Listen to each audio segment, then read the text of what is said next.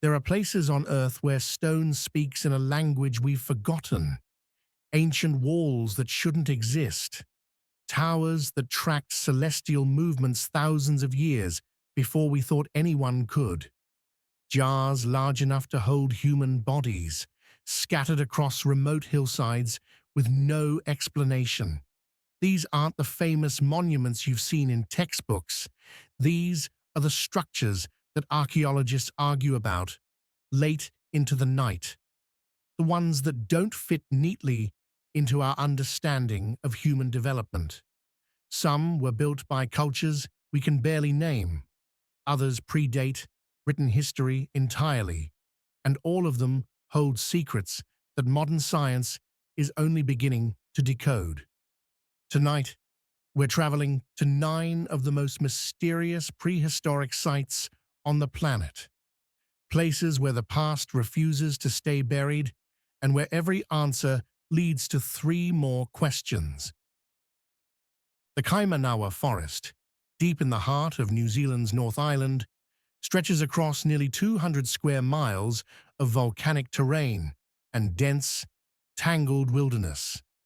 From above, it looks untouched, primeval, a place where nature has always ruled.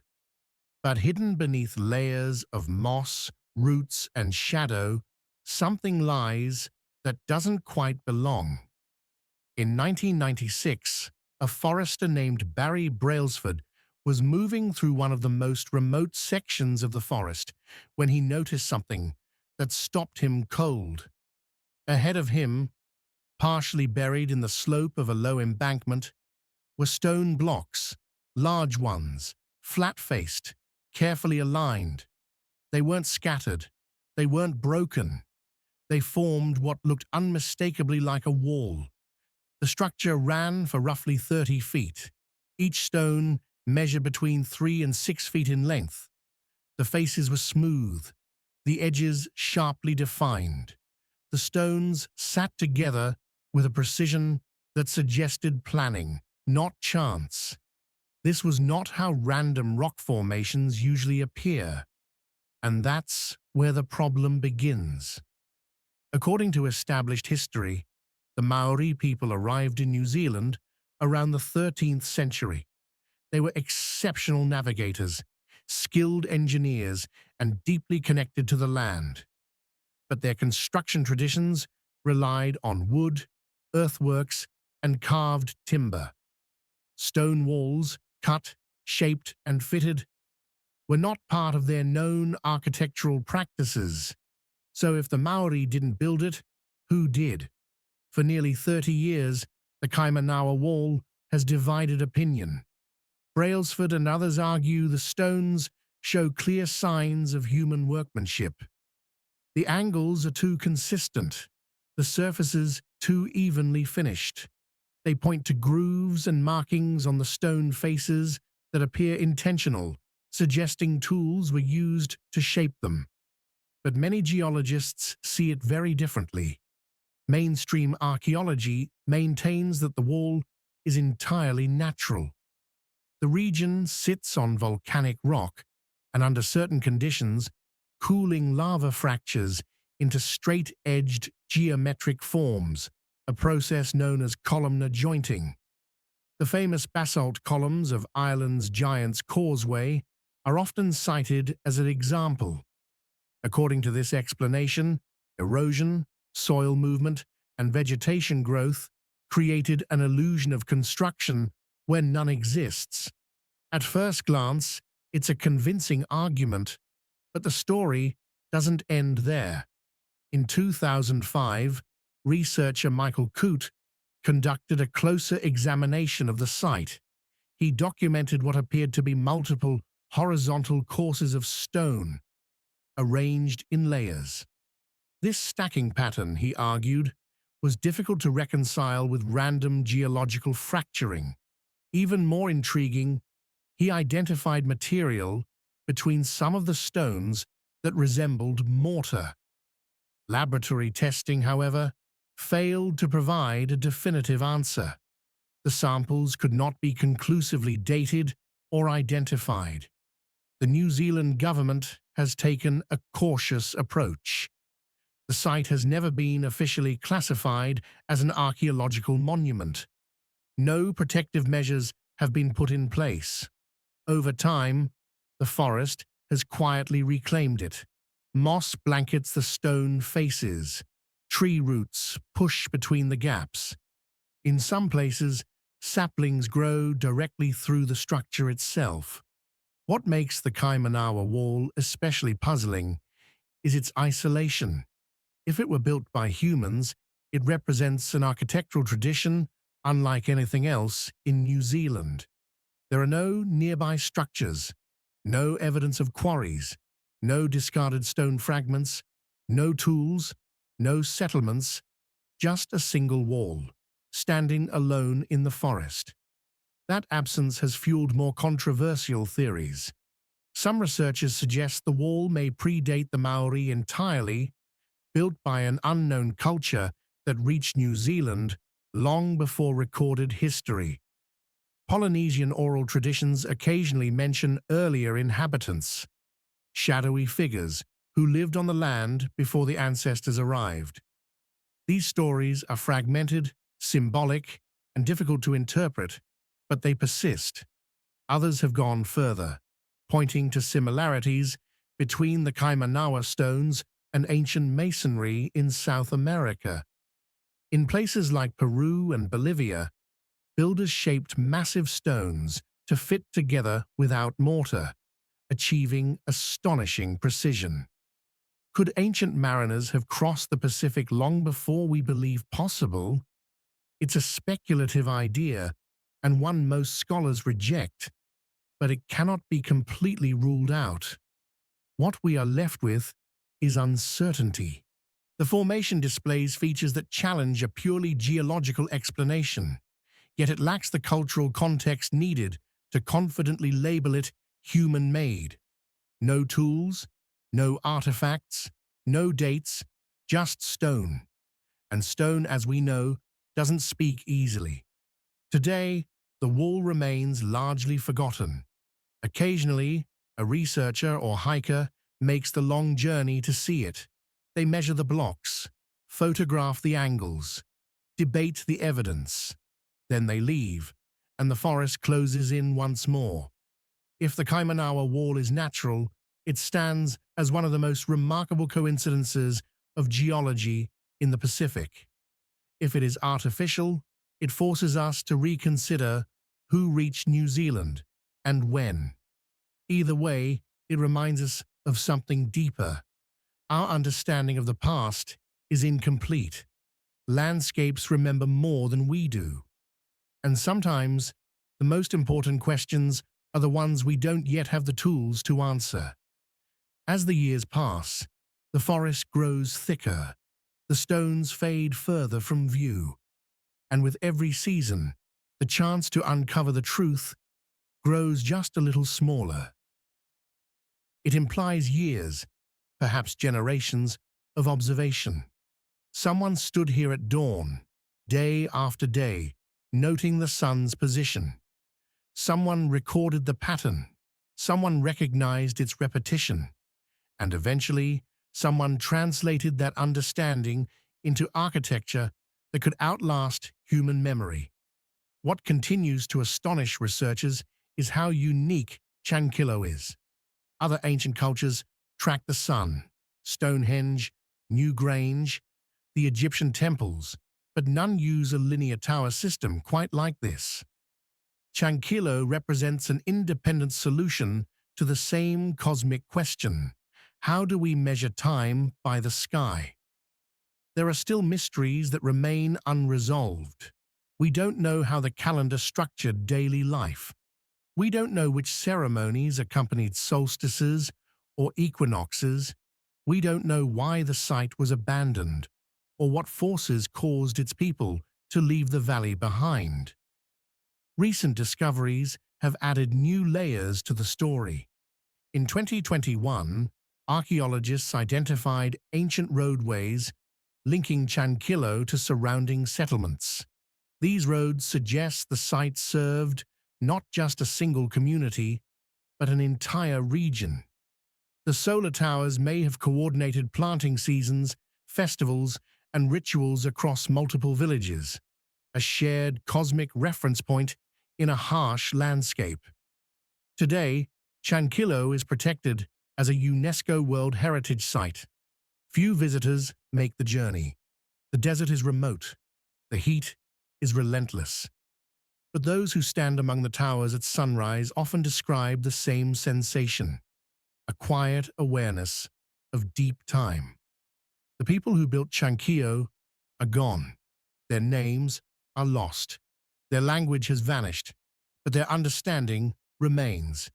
Every year, the sun still rises and sets exactly where they predicted it would. That is their legacy, not carved into texts or dynasties, but written into the movement of the sky itself.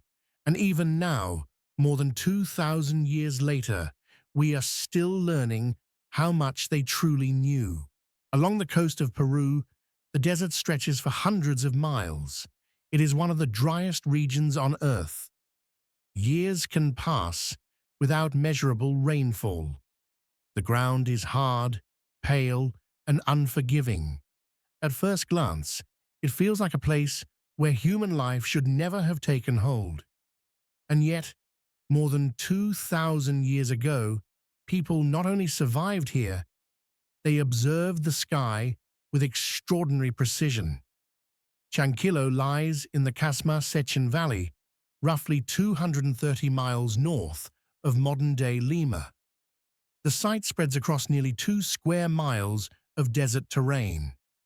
Scattered across this landscape are plazas, temples, and fortified structures.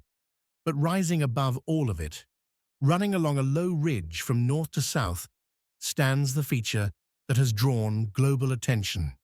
13 stone towers, aligned in a long, deliberate row. From a distance, the towers appear modest, weathered stone, uneven silhouettes, ruins shaped by centuries of wind and heat. But appearances are deceptive. These towers form one of the earliest and most precise solar observatories ever discovered. The system works with elegant simplicity. From a designated observation point to the west, an observer watches the sunrise.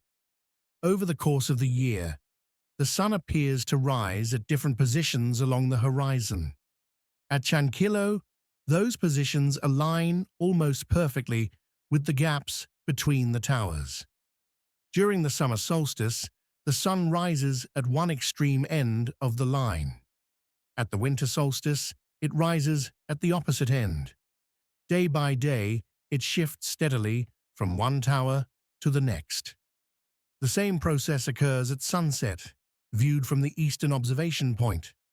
Together, the towers track the sun's annual journey with remarkable accuracy, within 2 or 3 days of modern astronomical calculations. This is not symbolic alignment. This is functional science, built in stone, centuries before the rise of the Inca Empire. We do not know the name of the people who built Chankillo. The culture that occupied this valley around the 4th century BCE left no written records. What remains are ceramics, textiles, and architectural clues, enough to tell us they were organized, deeply ritualistic, and highly attentive to their environment. In a desert like this, timing meant survival. Agriculture depended on scarce water sources and narrow seasonal windows. Plant too early, and seeds would fail. Too late, and harvests would be lost. A precise solar calendar wasn't a luxury, it was essential. But Chankillo was never just a calendar. Nearby, on a hill overlooking the towers, stands a fortified temple complex. 3 concentric stone walls surround it, creating a stronghold that feels both defensive and ceremonial. Inside, archaeologists uncovered evidence of ritual fires, offerings, and elevated platforms, likely used for observation or ceremony. This was a place where the movement of the sun was tied directly to belief, authority, and communal life. The towers themselves vary in height, ranging from roughly 6 to 15 feet. They are constructed from local stone and adobe, materials readily available in the valley. Their orientation is deliberate, their spacing precise. Whoever designed this system understood solar declination, horizon variation, and the cyclical nature of celestial motion. That knowledge did not appear overnight. The hills of Assam rise gently across northeastern India, blanketed in thick jungle and endless tea plantations. The air is heavy with moisture. Insects hum constantly. Birds call from the canopy. It feels like a landscape shaped entirely by nature. And then, without warning, stone appears. Scattered across these hills, sometimes in small clusters, sometimes spread wide apart, stand hundreds of massive stone jars. They seem out of place, too deliberate, too heavy, too silent. Some of them reach nearly 10 feet in height and span more than 8 feet across. Each weighs several tons. They are carved from single blocks of sandstone, hollowed with remarkable effort. Most are cylindrical, slightly tapered, with wide circular openings at the top. A few still have carved lids, now cracked or resting nearby. Centuries of monsoon rain have roughened their surfaces. Lichen coats the stone. In several cases, trees have grown up through the jars themselves, slowly forcing them apart. No one knows who made them or why. Local communities have lived alongside these jars for generations. They have names for them in different dialects. Some stories claim they were made by giants. Others say they belong to ancient kings who used them to store grain or rice beer. These explanations were passed down, repeated, and accepted, but never tested. For a long time, archaeologists largely ignored the jars.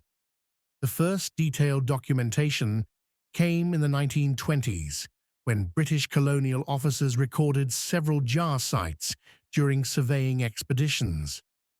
They noticed an immediate resemblance to the Plain of Jars in Laos, where thousands of similar stone vessels dot the landscape.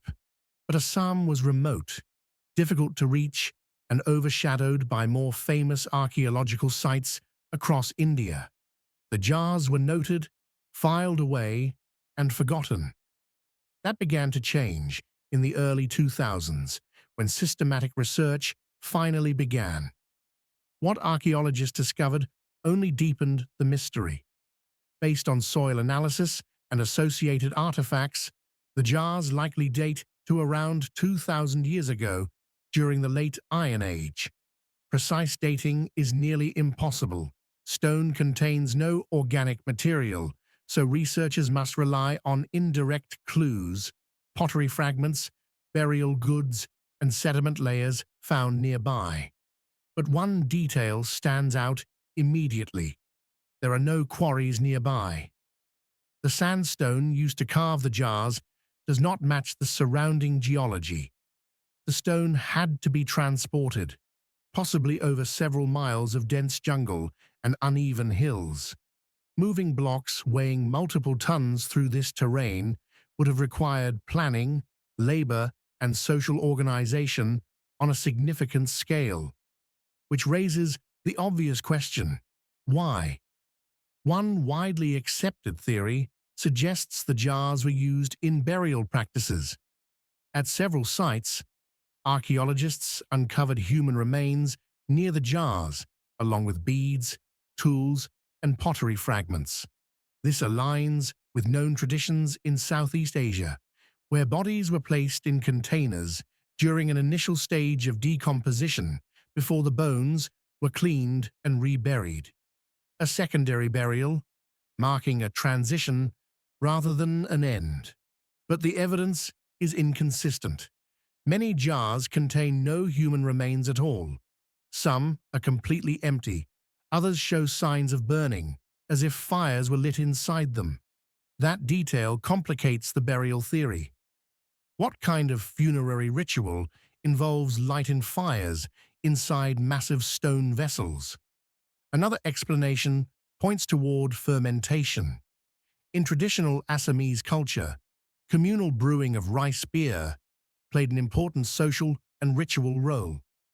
The size and shape of the jars would have been practical for large-scale fermentation. Festivals, seasonal gatherings, and religious ceremonies often revolved around shared drink. Could these jars be the ancient predecessors of that tradition? The problem is permanence. Wooden vats, clay pots, or woven containers would have been easier to produce and replace. Stone is different. It suggests intention, monumentality, and long-term significance. These jars were never meant to be temporary. Their distribution adds another layer of complexity. The jars are spread across multiple sites, separated by miles of difficult terrain. Some locations have only a handful, others contain dozens. One of the largest known sites includes more than 60 jars scattered across a hilltop, many now broken or toppled. There are no visible roads connecting these places, no carvings, no inscriptions, nothing to indicate ownership or purpose. Recent excavations have revealed something unexpected. At several sites, the jars are associated with carefully built stone platforms, flat surfaces made from fitted slabs. The jars are placed on or beside these platforms, suggesting they were part of a larger architectural design. These were not random placements. They were planned. This points toward ritual. The jars may have served as focal points for ceremonies now lost to time. The platforms could have functioned as stages for offerings, gatherings, or rites that combined fire, burial, and communal participation. Without written records, the meaning remains out of reach. What makes the situation more urgent is how quickly the jars are disappearing. Some have been damaged by treasure hunters, convinced they contained gold. Others were destroyed by farmers clearing land. Many have simply collapsed, weakened by centuries of rain and heat.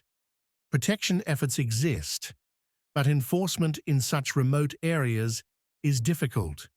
There is now a race against time. Archaeologists are trying to document what remains before it vanishes. Funding is limited. Access is difficult. Progress is slow. And with every jar lost, another piece of the story disappears. The jars of Assam are not isolated. They are part of a broader megalithic tradition stretching across Southeast Asia, from India to Laos to Indonesia. Understanding them could change how we see ancient migration, trade, and cultural exchange. For now, they remain silent, stone vessels in a living jungle, holding knowledge we can sense, but not yet reach.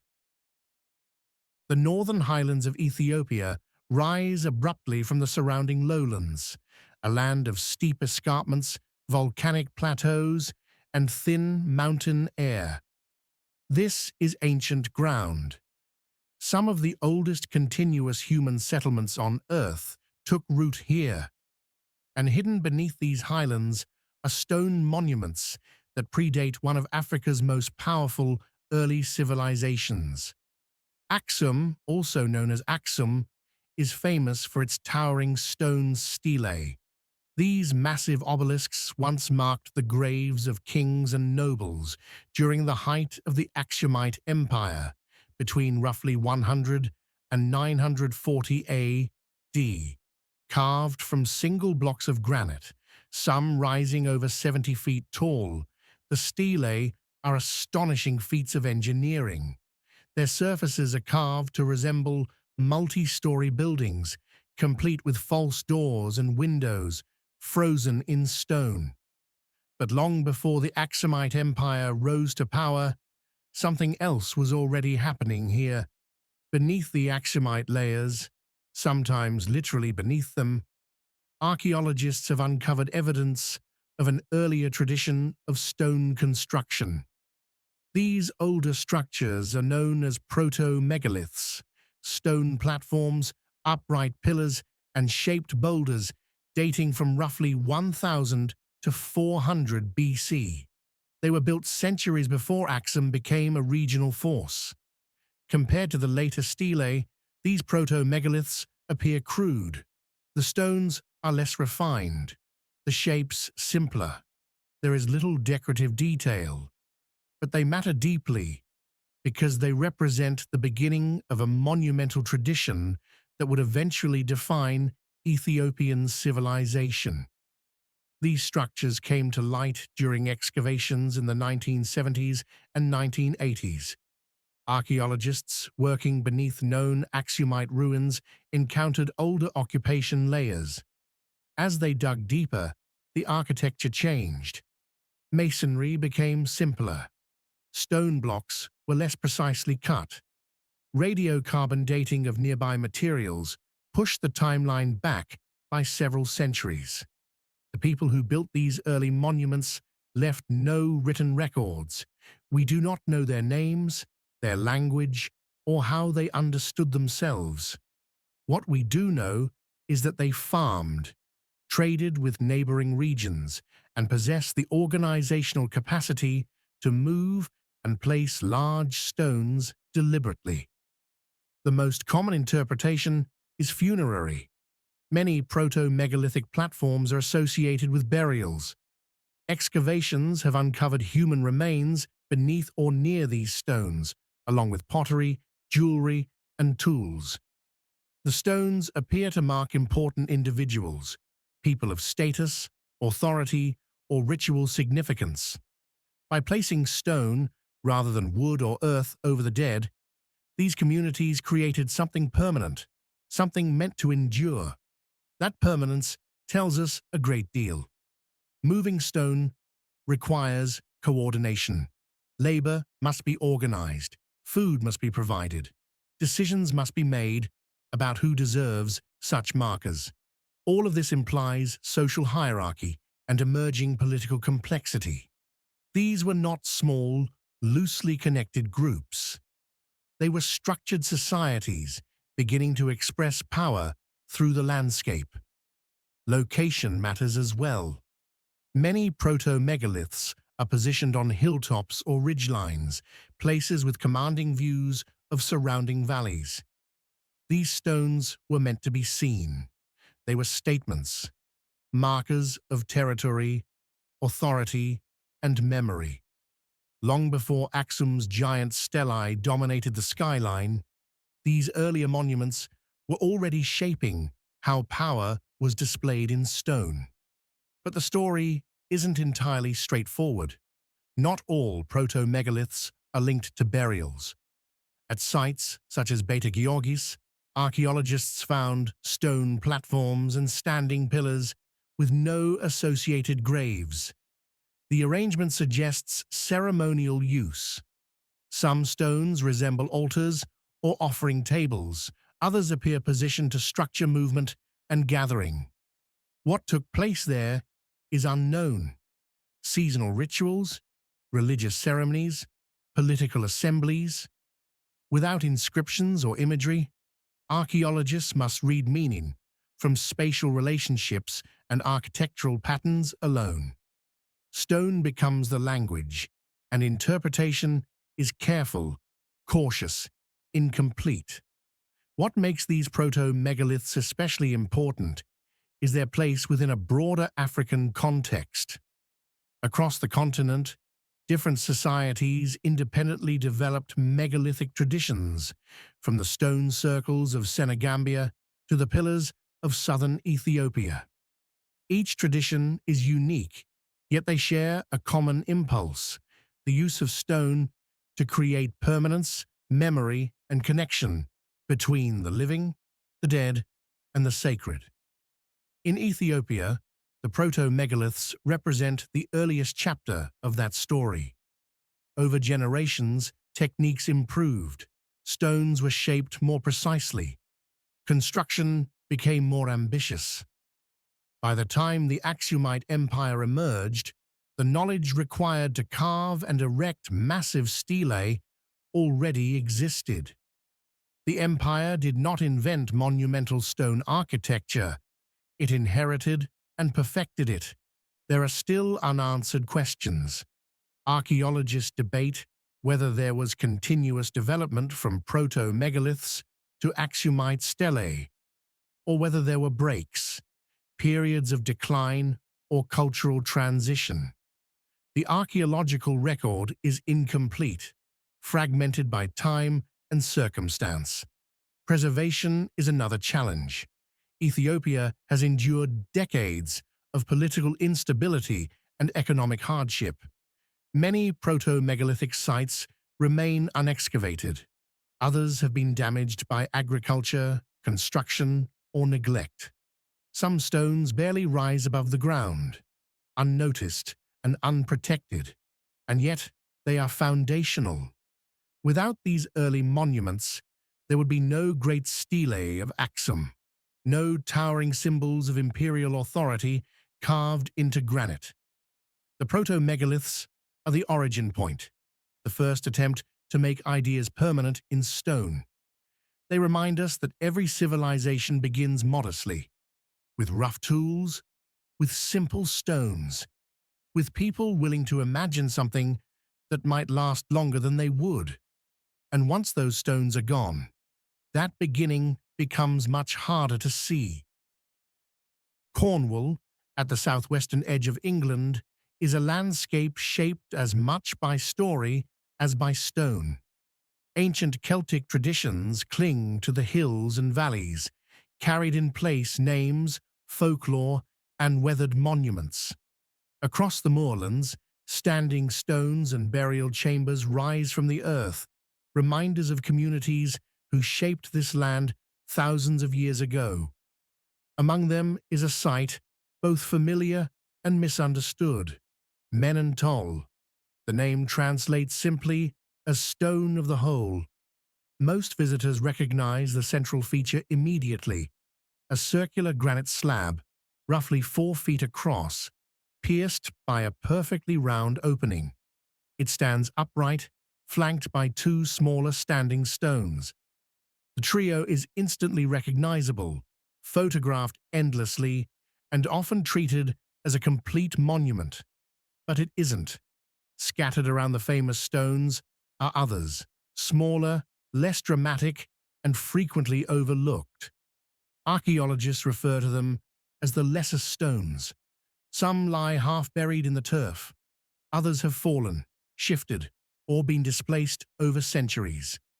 A few show signs of deliberate shaping, flattened faces, angled edges, subtle indications of human work. Together they suggest that Men-an-Tol was once part of a much larger and more complex structure. The difficulty is knowing what that structure looked like. Men-an-Tol has been known for centuries, but careful archaeological study came late.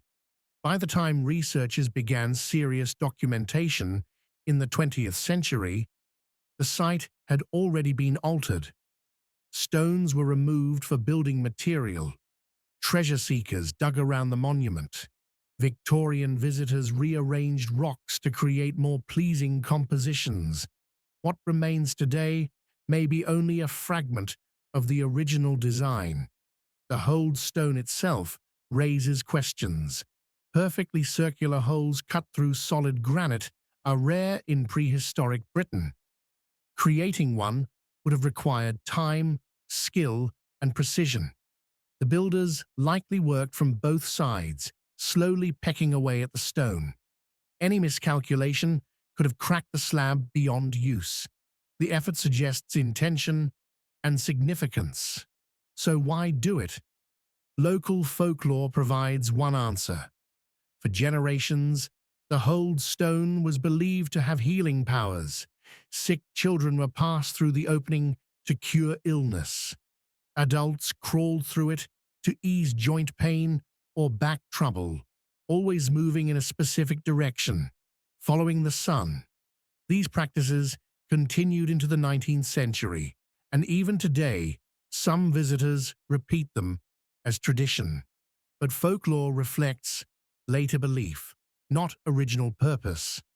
Most archaeologists agree that the healing rituals likely developed long after the stone was erected. Attempts by later communities to explain a monument already ancient and mysterious. The original meaning lies further back in time. One theory places Men-an-Tol within a Bronze Age funerary landscape. The surrounding area is dotted with cairns and burial mounds. The hold stone may have marked a ritual threshold, a symbolic passage between the world of the living and the realm of the dead. Passing through the stone could have represented transition, renewal, or rebirth. Another possibility involves astronomy. Researchers have examined whether the stones align with solar or lunar events. Some measurements suggest potential connections to solstices or significant risings, but the evidence remains uncertain. The alignments are suggestive, not precise. Whether intentional or coincidental remains open to debate. The lesser stones complicate everything. If Men-an-Tol was once part of a larger arrangement, a stone circle, an avenue, or a ceremonial pathway, then focusing on the three central stones alone misses the point. Meaning would have emerged from the full layout, the spacing, the movement through the site, the relationship between stones and landscape. In 2005, a ground-penetrating radar survey added weight to this idea. Beneath the surface, researchers detected anomalies consistent with stone sockets, places where additional megaliths may once have stood. The visible stones are survivors, not the whole story. Large-scale excavation is unlikely. Men-an-Tol is a protected monument, and funding for extensive archaeological work in Cornwall is limited. Without immediate threats, the lesser stones remain undisturbed, their context preserved by inaction. What we have then are fragments, three iconic stones, removed from their original complexity, lesser stones that rarely appear in guidebooks, and a landscape that has changed dramatically over 4,000 years. Farming, mining, and shifting vegetation have altered the moor. Even the granite itself has weathered, its surface softened by centuries of wind and rain. And yet, Men-an-Tol endures. Visitors continue to make the walk across the moor, often surprised by the monument's simplicity. There are no signs, no visitor center, just stone and sky. You can touch the granite, look through the hold stone, and see the Cornish hills framed in ancient rock. The lesser stones reward closer attention. They hint at complexity, at a sacred landscape woven into broader networks of belief and trade. Bronze Age Cornwall was not isolated. Tin from these hills traveled across Europe. Ideas moved with it. Rituals, symbols, architectural traditions. Men-an-Tol belongs to that wider world. Its hold stone has parallels in Ireland and Scotland, rare monuments that suggest shared concepts across the Atlantic coast. Many were destroyed. Men-an-Tol survived, perhaps because of its remoteness, perhaps by chance. Empires came and went, languages changed, religions replaced one another, the stones remained. And they still do, quiet, patient, holding meaning we can sense, but never fully recover. The Vale of Glamorgan, in southern Wales, unfolds like a gentle painting. Rolling green fields, hedgerows lining narrow lanes, small villages tucked into the countryside. It doesn't immediately suggest a place where giants once walked. Yet, local legend whispers otherwise, and here, near the village of St. Nicholas, lies something that gives those stories weight. Tinkinswood is a Neolithic burial chamber, one of Britain's largest. Its capstone alone weighs around 40 tons. Measuring roughly 24 feet long and 15 feet wide, it rests atop upright stones, forming a chamber that once held the remains of dozens of people. 40 tons. That's the weight of 8 adult elephants. The stone is old red sandstone, quarried from somewhere nearby, though exactly where remains a mystery. Moving it would have demanded extraordinary effort. Dozens, perhaps hundreds of people, hauling it on sledges, rollers, using levers to inch it across the landscape. And then, the lifting. Somehow, this colossal slab was raised and positioned atop the supporting uprights. Did they construct earthen ramps, employ counterweights? We can speculate, but the truth is lost to time. The chamber dates to around 3000 BC, part of a Neolithic Britain in transition. Farming communities settling. Building monuments requiring coordination, planning, and specialized knowledge. Tinkinswood's scale implies more than a family effort. It speaks to community organization. Excavations in the early 20th century revealed at least 50 individuals, perhaps more, their bones disarticulated, scattered across the chamber. This suggests repeated use over centuries. Bodies were likely placed, left to decompose, and then moved to make space for new burials. Such collective interment was common in Neolithic Britain, but Tinkinswood's size is exceptional. Who were these people? DNA analysis wasn't available during the first excavations, and many remains have since been lost or damaged. But studies of similar populations suggest extended family groups, communities bound by kinship and shared identity. Burial here was probably a privilege reserved for certain lineages or individuals of status. The effort invested speaks volumes. The dead were not merely laid to rest, they were honored. The monument asserted permanence, announcing to anyone passing through the landscape that a community once thrived here.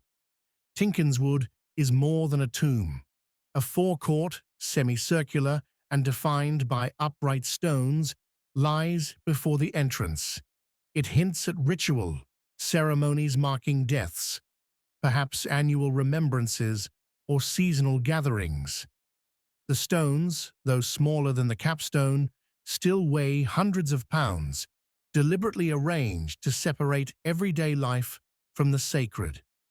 Walking that forecourt 5,000 years ago would have been profound. A crossing from the world of the living into a space devoted to memory and the dead. Time has changed the site. The chamber is partially collapsed, uprights shifted or fallen, the capstone tilting. Grass and moss blanket the stones. Trees encroach, softening the edges. Yet even in ruin, Tinkinswood is awe-inspiring. Standing beside the capstone, one feels the scale of human ambition, the ingenuity of people without engines or written instructions who moved and raised a 40-ton stone. It's humbling. Questions arise. Who coordinated the work? How were decisions made on design, placement, timing? Without writing, the Neolithic builders relied on oral communication, authority, and obligation, leaving us to infer organization from the monument itself. Some archaeologists argue the construction process was as significant as the tomb's purpose, binding communities together through shared labor, memory, and storytelling. Evidence suggests Tinkinswood had multiple functions. Pottery, flint tools, and animal bones indicate feasting or offerings over centuries. Even after the original builders faded, the site retained significance. By the Bronze Age, the original purpose may have been forgotten, But the chamber remained sacred, incorporated into new cultural practices. Welsh folklore later wove Tinkinswood into tales of giants and fairies. One legend claims women who spend the night before May Day, St. John's, or St. David's Day there face death, madness, or sudden poetic inspiration. Strange as it sounds, it preserves a kernel of truth. Tinkinswood was special, commanding respect and caution long after its builders vanished. Modern preservation faces challenges. Weathering continues to erode the stone. The uprights bear immense pressure, risking collapse. Archaeologists monitor the site carefully, debating whether to intervene with modern stabilization or let nature follow its course. Each choice has trade-offs: safety and longevity versus authenticity and historical integrity. Today, visitors can walk the short path from the parking area, cross a stile into the field, and approach the chamber.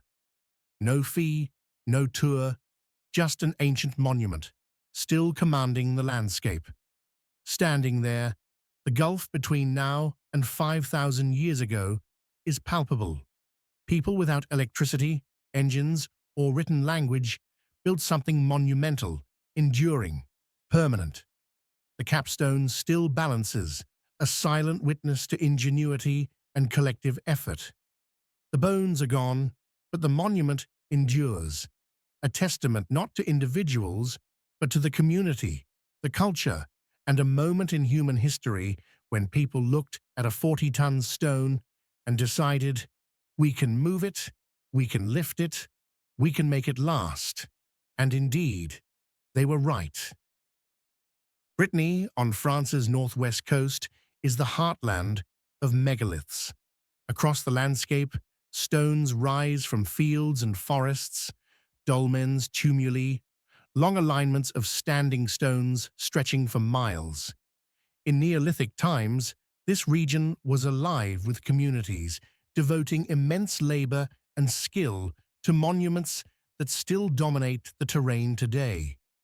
Most visitors know the Karnak stones, thousands of menhirs arranged in long parallel rows.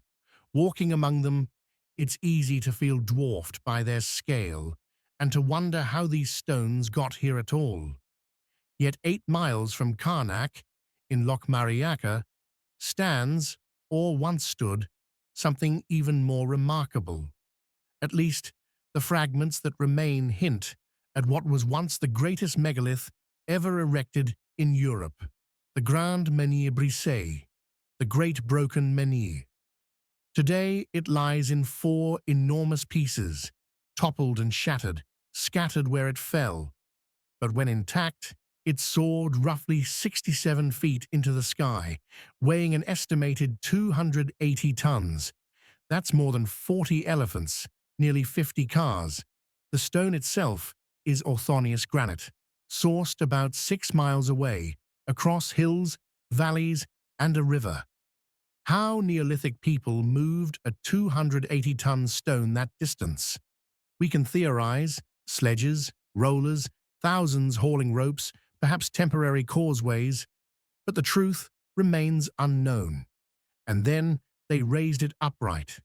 Imagine balancing a 67-foot, 280-ton stone, embedding it deep enough to stand for centuries, all without modern machinery. The breakage tells us it stood. The fracture patterns show it fell from an upright position, not during transport. For hundreds of years, the Grand Menhir dominated the landscape, a marker, a monument, a statement visible for miles, unmatched anywhere in Europe. Why build something this enormous? Quarrying alone required months of labor, shaping, and preparation. Transport demanded hundreds of coordinated workers, and raising it, the most dangerous task, fraught with risk and technical challenge. The menhir is both engineering feat and cultural statement. One theory, proposed by Alexander Thom, a Scottish engineer who studied these sites in the mid-20th century, suggests it was part of a lunar observatory. Tom argued that its position aligned with the Moon's 18.6-year cycle of standstills. Observers could have used it to track lunar events with precision, with other tall stones forming a network of markers. Elegant, but impossible to confirm. The Menhir is broken. Other stones have shifted or vanished, and the prehistoric landscape has changed dramatically over 6 millennia. Another explanation is symbolic. The sheer scale conveyed power. The community demonstrated technical skill, organization, and social cohesion. The stone was power made tangible, a monument to collective ambition, regardless of practical function. But why did it fall? Granite doesn't fail easily. Perhaps an earthquake nudged it over, though Brittany is not highly seismic. Perhaps a rival community deliberately toppled it. Or maybe a small miscalculation, an improperly dug socket, subtle ground shift, caused it to lean and collapse over time. Whatever the cause, it was never re-erected. That speaks volumes. Either the builders dispersed, lost the skill, or no longer saw the need to restore it. Locmariaquer is more than the Grand Menhir. Nearby lies the Table des Marchands, a passage tomb decorated with axes, cattle, and abstract carvings, and the Agra tumulus, a massive mound covering multiple chambers. These sites were likely part of a larger ceremonial complex, connected by sightlines and symbolic relationships. The Grand Menhir may have served as a central anchor, visible for miles, with other stones forming an intricate network. Excavations reveal sockets of other missing stones, hints of an arrangement perhaps akin to a circle or alignment. The complex is incomplete now, a puzzle missing crucial pieces. We see fragments, and through them, glimpse the ambition of a vanished people. Today, French authorities protect the site. Visitors can walk among the broken menhir, touch fragments larger than most buildings, and imagine the 67-foot stone standing upright, a testament to Neolithic ingenuity. Even in ruin, it inspires awe. People without engines or metal tools accomplish the impossible. The Grand Menhir is a story of achievement and loss. Achievement because it shows what humans can accomplish with determination, coordination, and ingenuity. Loss because that achievement fell and knowledge was lost. And yet, its fragments endure, silent witnesses to a prehistoric world that dared to reach for the sky in stone. Brittany's megaliths are monuments to ambition. People looked at enormous stones and saw possibility. They envisioned monuments to last forever, statements carved in granite that no one could ignore. For thousands of years, they were right. Though the Grand Menhir lies broken, its story still resonates, a testament to human will and imagination. And when you stand among its pieces today, you confront a simple truth.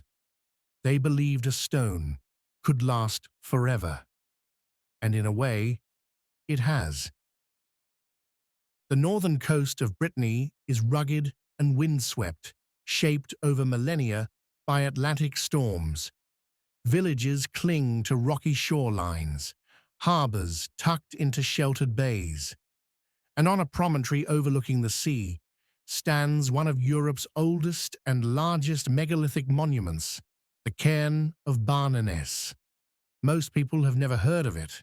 It lacks the fame of Stonehenge or the Great Pyramid, yet in age and scale, it rivals both.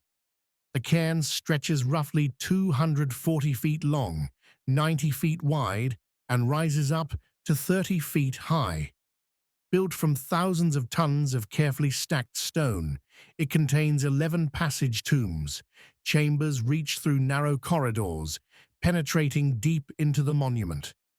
Barnenez is astonishingly old. Its first phase dates to around 4,800 BC, over 1,000 years before the Egyptian pyramids and 2,000 years before Stonehenge. Agriculture was just spreading across northwestern Europe. Communities were transitioning from hunting and gathering to farming, establishing permanent settlements. And amidst this transformation, they built Barnenez. Construction came in two phases. The eastern end, first, with 5 passage tombs. Centuries later, 6 more chambers were added westward. Slight differences in stone and technique hint at evolving skills or perhaps different builders. Each passage is narrow, often just 3 feet wide, lined with upright slabs, roofed by massive capstones, some extending over 40 feet into the cairn. Moving through them today, you have to crouch or bend, feeling the confined weight of stone above, just as the builders would have intended. These chambers were for burial. Excavations uncovered human remains, many deteriorated beyond recognition, alongside pottery, stone tools, and decorative items. Multiple individuals occupied each chamber over time, suggesting collective burial practices similar to sites like Tinkinswood in Wales. Yet Barnenez was more than a tomb. Its location is strategic, commanding sweeping views of the surrounding landscape and coastline. From the top, one can see for miles. This was a statement, not only marking the dead, but asserting the presence and power of the community. The cairn's construction reflects sophisticated engineering. Internal walls distribute weight, preventing collapse. Passages are aligned with precision, some perhaps oriented towards solar or stellar events, though evidence for astronomical purpose is debated. Capstones weighing several tons were placed deliberately, creating stable roofs that have lasted nearly 7 millennia. The exterior was originally faced with carefully selected stones, forming smooth surfaces, traces of which remain today. Consider the scale of organization required. No written instructions, no engines, no metal tools. This was a project spanning generations, requiring planning, labor coordination, and specialized knowledge. It demonstrates that the Neolithic Revolution was about more than farming. It was about communities learning to work together on monumental projects. Who were these people? We know little. No writing, no visual records, only the monuments and the artifacts within them. Pottery styles connect them to other Neolithic cultures in Brittany. Stone tools are typical of the era. Their language, beliefs, stories, all lost. Barnenez nearly didn't survive the modern era. In the 1950s, quarrying threatened to destroy it. A construction company treated it as a convenient source of roadstone, hauling tons away before archaeologist P. R. Giot intervened.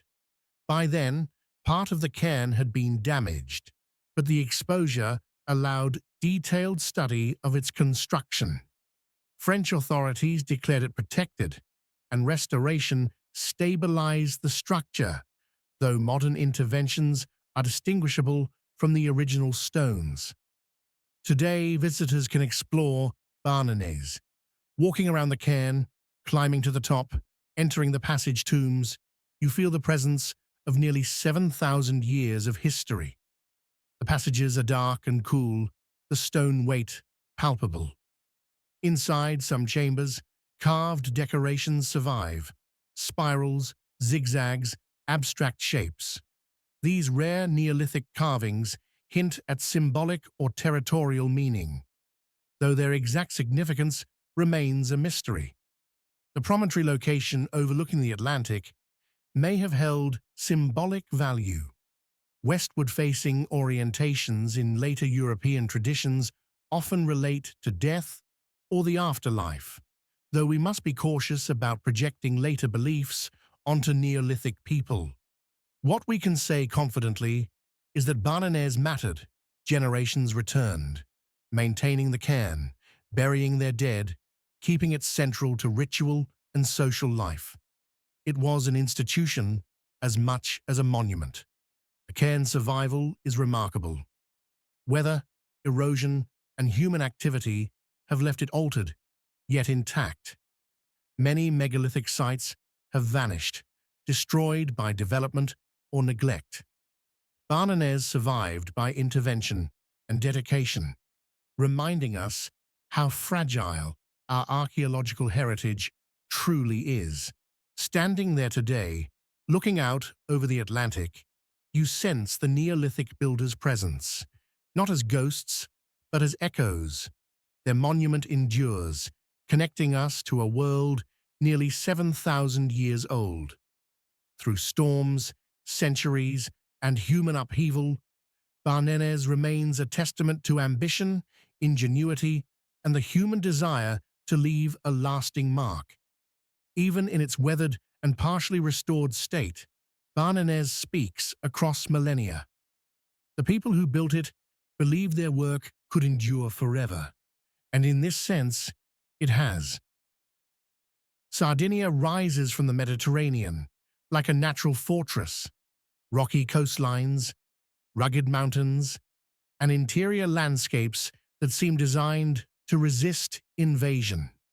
Scattered across this island are thousands of stone structures, built by a civilization that thrived here for more than 1,000 years. The Nuragic civilization, named after its signature towers, the Nuragi, left a landscape dotted with stone monuments. Some Nuragi are simple, single towers, others are complex, multi-level fortifications with interior chambers and defensive walls.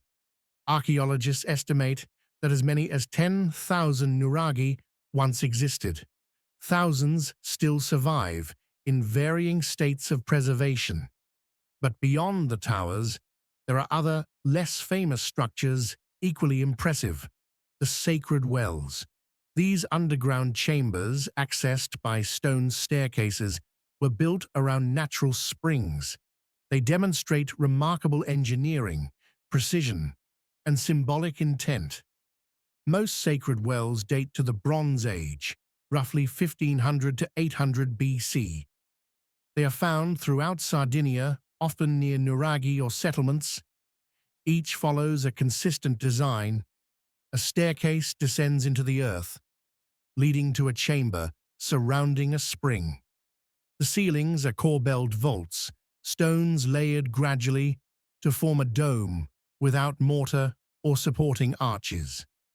The walls are smooth, fitted carefully, and the water collects in a basin below, accessible to those who descend. Practically, these wells provided essential water in Sardinia's hot, dry climate. Protecting springs with stone structures ensured clean, reliable water. But their purpose was more than utilitarian. The architectural sophistication, the labor involved, and the care in design suggest sacred significance. Water was life-giving, and the wells were treated as holy spaces. Archaeological evidence supports this. Excavations at several wells have revealed offerings: bronze figurines, pottery, jewelry, even weapons. Some were placed directly into the water as gifts to deities or spirits associated with the spring. These deposits indicate ritual use and a deep spiritual relationship with water. The most famous example is the Santa Cristina well in central Sardinia. Its staircase descends about 25 feet underground, leading to a chamber built with carefully dressed basalt blocks. The corbelled vault rises above the water in a perfect circular dome. Its alignment is remarkable. During the spring and autumn equinoxes, sunlight reaches the water at the bottom. During the winter solstice, the full moon illuminates it. Such astronomical precision suggests that the Nuragic people connected water, light, and seasonal cycles in their religious practice. Other sacred wells show similar alignments, though not all are as precise. Across the island, a shared understanding emerges. Earth, water, and sky were interconnected. Accessing water involved more than a physical descent. It was a ceremonial act linking humans to nature and the cosmos. The corbelled vaults are particularly impressive. Each stone had to be positioned with precision, angled to support the weight above, while gradually closing the dome. A single misstep could collapse the structure. Yet at Santa Cristina and other sites, these vaults have stood for over 3,000 years, purely by gravity and careful craftsmanship. This engineering rivals contemporary constructions elsewhere in the Mediterranean. The Nuragic civilization itself remains enigmatic. They left no writing, and their language is unknown. Archaeology reveals their skill as metal workers and traders, interacting with Phoenicians, Greeks, and Etruscans. Yet the sacred wells are distinctively Sardinian, expressing a unique worldview, reverence for water, careful integration with the landscape, and celestial alignment.